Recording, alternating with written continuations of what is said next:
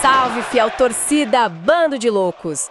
Aqui quem fala é a voz da arquibancada pra gente analisar o nosso Coringão. É isso aí, hoje o papo é sério. Seríssimo! Já chega agora, antes de mais nada, deixando aquele like e se inscrevendo no canal pra gente fortalecer o nosso timão. Mostra a força da Fiel. Porque o assunto hoje é quente. Saiu a tabela do Campeonato Paulista de 2026. Exatamente, a gente vai mergulhar a fundo nisso, porque não é só uma lista de jogos, né? Tem mudança de regulamento, tem uma engenharia toda por trás que pode mudar completamente o destino do time. Muda tudo. Nossa missão aqui é justamente essa: usar a tabela do Corinthians para entender o que essa nova regra e essa sequência de jogos significam na prática. Vamos dissecar essa parada. Então, para começar, o ponto de partida de tudo, a estreia. A tabela mostra o Corinthians em casa, dia 11 de janeiro, domingão, contra a Ponte Preta. Isso. Começar em casa, teoricamente, é sempre uma vantagem, né? Aquele calor da torcida, o primeiro reencontro do ano. Mas nesse contexto novo, qual é o peso real disso?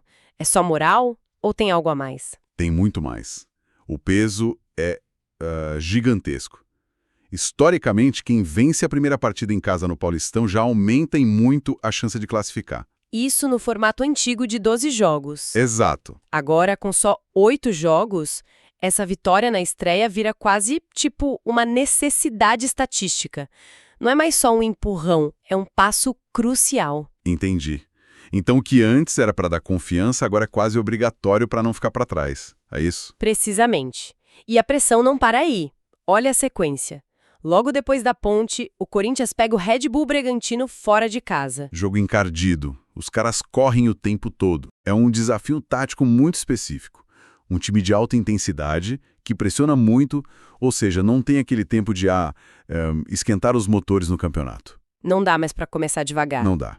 O time precisa estar no auge tático desde o primeiro minuto. E é aí que o cenário fica assim muito interessante. Porque depois desses 2 jogos, a coisa aperta de verdade. Vem uma sequência de 3 clássicos num tempo muito curto. Um verdadeiro teste de fogo. É uma concentração de jogos de alta pressão que é fascinante de analisar. Na terceira rodada, já tem Majestoso. Corinthians e São Paulo na Arena. Isso.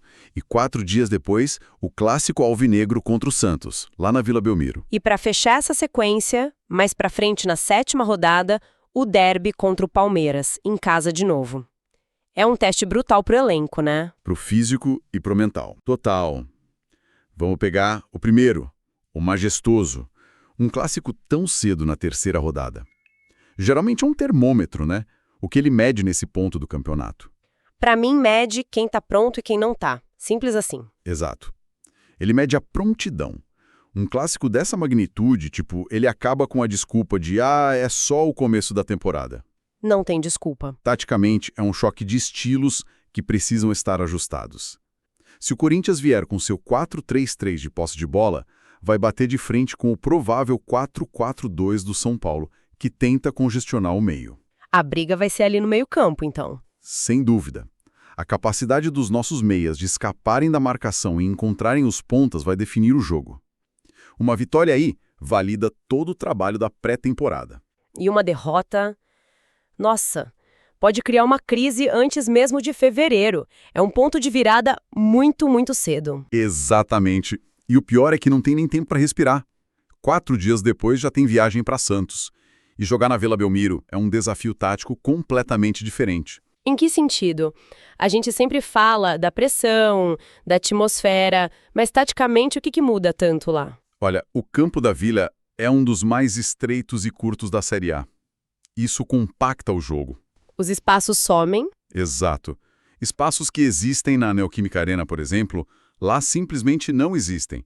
Para um time como o Corinthians, que gosta de usar a largura do campo, isso exige uma adaptação drástica. Tem que mudar o jeito de jogar? Tem. A estratégia talvez mude de um jogo de posse para um jogo mais vertical, mais direto. Quem sabe até uma mudança na formação, talvez um 5-3-2 para jogar no contra-ataque. É um teste de versatilidade. Entendi. Então, o Majestoso testa a força do nosso plano A e o clássico na Vila testa se a gente tem um plano B, um plano C, se o time sabe sofrer. Perfeitamente colocado. E aí a gente chega no derby, contra o Palmeiras.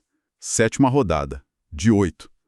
O posicionamento desse jogo no calendário é tudo. É o jogo mais importante da primeira fase. Não tem jeito, pode ser o jogo que vale a liderança, a melhor campanha, ou, no pior cenário, a própria classificação. Chegar nesse jogo precisando do resultado contra um rival desse nível é o pesadelo de qualquer técnico. Com certeza.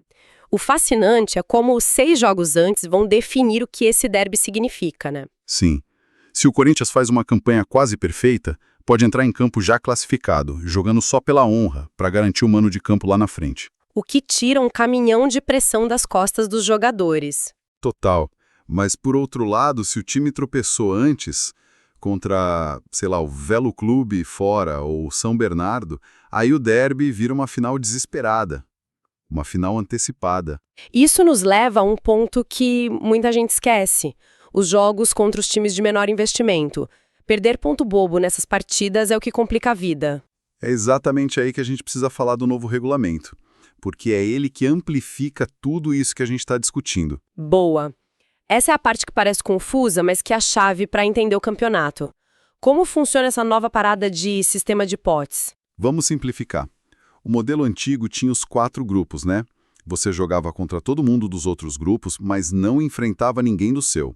O que às vezes criava umas distorções. Um grupo era muito mais forte que o outro. Exato, gerava muita discussão. Agora esse sistema novo, inspirado na Champions League, elimina os grupos para efeito de confronto. Como assim? Os 16 times são divididos em 4 potes, com base num ranking. Pote 1 com os mais fortes, pote 4 com os que subiram da 2ª divisão. O Corinthians estaria no pote 1, obviamente. Obviamente. E aí vem o pulo do gato. Cada time vai fazer 8 jogos, 4 em casa e 4 fora, enfrentando 2 adversários de cada um dos outros potes. Ah, então o Corinthians vai jogar contra 2 times do pote 2, 2 do pote 3 e 2 do pote 4. A tabela fica mais equilibrada para todo mundo. Teoricamente, sim. Muito mais equilibrada. E os grupos só voltam a valer no final, para definir os 2 classificados de cada um. E a consequência mais direta disso é a redução de 12 para 8 jogos. 4 jogos a menos.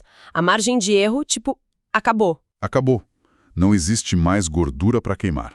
No formato antigo, você podia começar mal, perder 2 jogos e ainda tinha muito campeonato para se recuperar. Agora não. Um começo ruim, com 2 derrotas em 8 jogos, praticamente te tira da briga. Te tira da briga.